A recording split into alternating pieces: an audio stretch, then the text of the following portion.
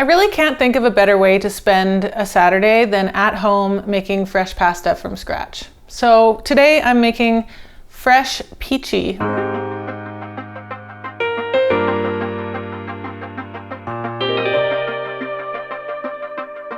I got a little gift in the mail recently, and it's some really nice whole wheat flour from a milling company called Red Iron Mills. And they're in Saskatchewan, a couple provinces over.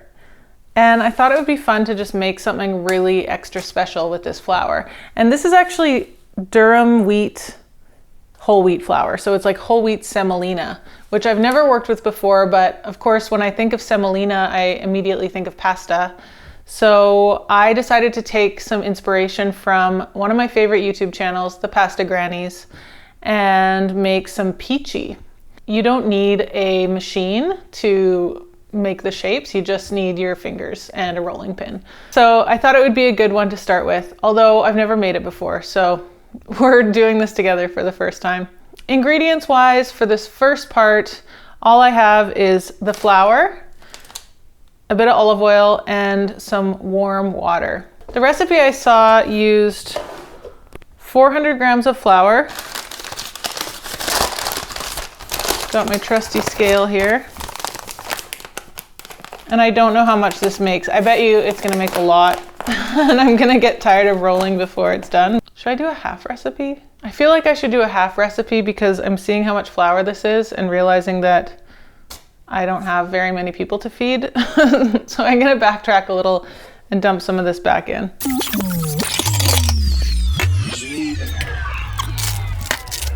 So I have 200 grams of this flour. And then I guess I'm gonna add in half of the water that I have here, 75 mils.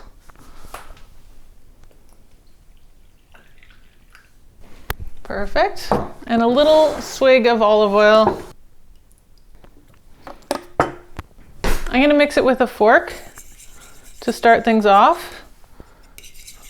And you can definitely do this in a machine. Oh dear, I already burst the walls. It's fine, it's fine. You know what? I'm just gonna get in there with my hands. So it's gonna look like a big mess for a while.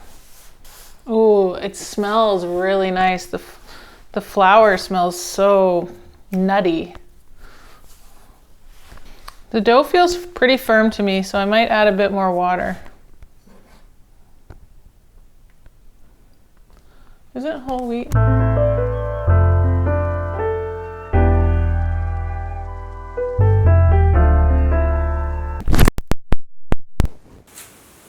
Okay, I'm starting to feel like this is going to become a nice dough. At first, it was just really, really dry. Whenever you're working with flour, there's always some variables, so I'm not too surprised that I had to add more water to this. If I were to make it again, I would probably just start with less flour and I would like not break the side of my well, and I would, you know, like only incorporate as much flour as I need to make it into the dough. But, you know, we live, we learn. This is starting to look really nice and it's not sticking. It might even still be a little on the firm side, but I think it'll be just fine. So I'm gonna knead this for about 5 minutes or until it becomes really nice and smooth. And then we're gonna let it rest. I'm curious to know how many of you are fresh pasta makers. It is definitely a labor of love. But I really do love making it. Actually, the very first video we ever made was when we made fresh pasta, and it was a rainy day. I was in my old basement suite apartment and we just spent the day filming me making pasta. We had to like rig my kitchen table and stack some books underneath the legs to make it like counter height. And we just used my iPad and spent the day making pasta. It was fun. Okay, this is getting really nice and smooth. I think that's about right. And pasta dough is always a little bit firm. You know, it's not supposed to be like bread dough texture. It's really supposed to be a firm dough. I'm just gonna put a lid over this so that it doesn't dry out, and then I'll come back and make the Pici. been about 20 minutes, so let's check our dough. Yeah, see? It's nice and soft, really smooth, but not sticky. So I feel like I'll be able to roll this out and not have any problems. I think I'll start with just a tiny bit of flour.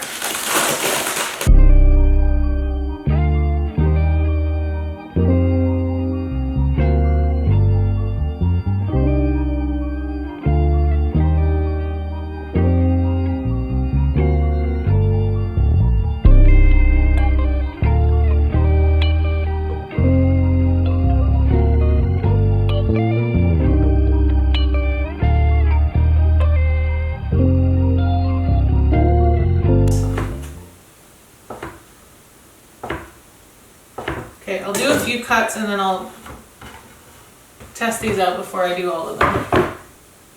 Oops, needed a bit more flour in that.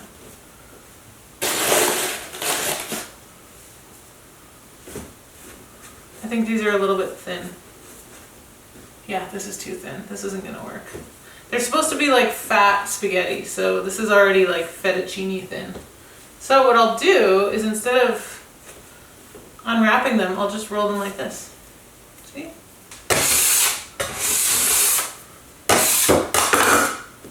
If there's too much flour on the bench or on the counter, then there's no grip, and so you're not able to like have any resistance when you're rolling things out. I can't remember which, I talked about that recently in another episode. I can't remember which one. But yeah, so I need a little bit of grip here. And this is, I think it's okay that they're going to be inconsistent. I know that that's just a quality of Pici that I think is endearing. None of them are going to be perfect. I'm just going to make that disclaimer off the bat. Okay, that's a noodle, right? One Pici done.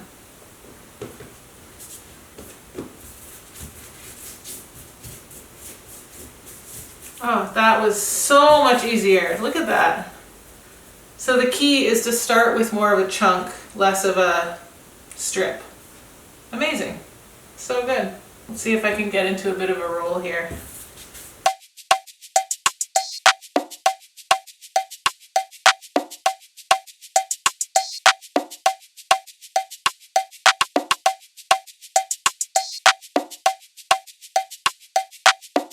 Okay, so this is my last one here.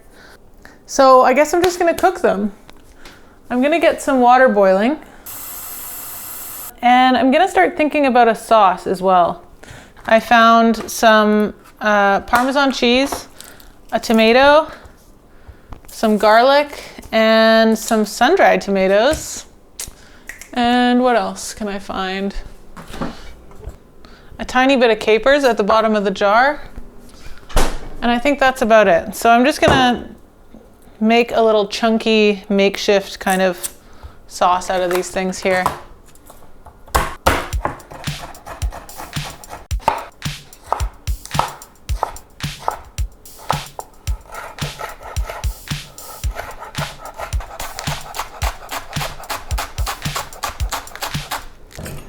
I know I talk a lot about salt in pasta water and how important it is to use enough salt, plenty of salt. But not a lot of people talk about how much that actually is. And like, yeah, you can taste it and it'll taste like the sea or like tears or whatever. My general rule of thumb is 1 tablespoon of salt for every 2 liters of water. So this is about 4 liters, 3 liters, so I'm gonna use a tablespoon and a half. Here we go.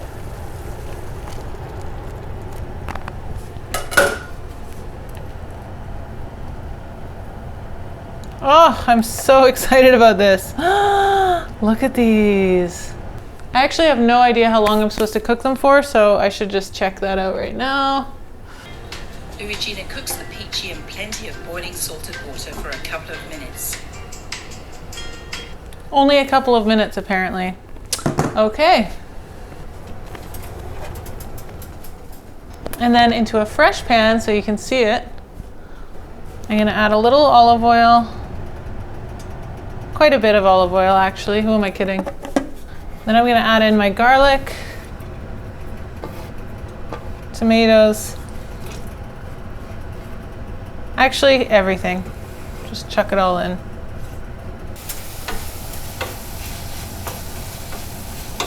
I just want to cook this down long enough so that the tomatoes start to soften and break down, the onions soften, and everything just kind of, you know, looks nice. It'll probably be 2 minutes or so. Starting to smell really good. Okay, now that that's kind of softened up, I'm just going to add the capers.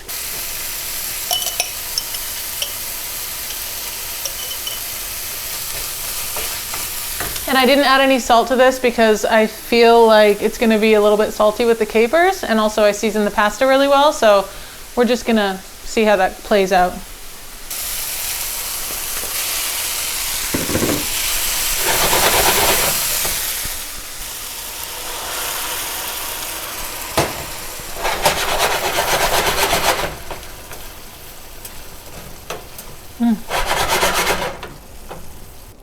This is what we've got. Yum. So, you know, it's chunky, it's rustic, it's a fridge clean out kind of extravaganza. The pasta water really helped to tie everything together. And I'm just gonna finish with a bit of cheese. That's gonna make things extra nice and rich.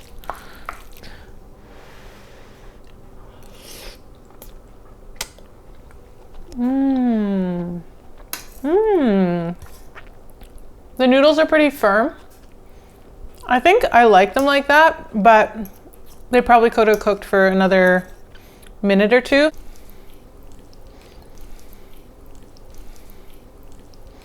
I don't know how to do fancy noodle twirling, so it's just a big pile for me.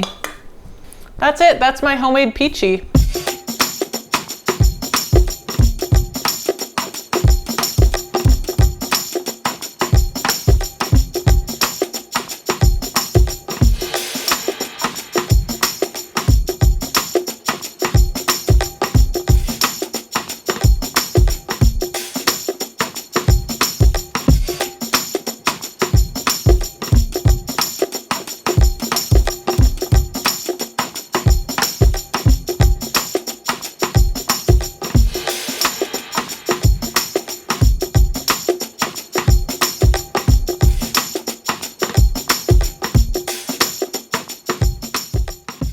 Thanks so much for joining me to make fresh Pici today. I had a really nice time making it.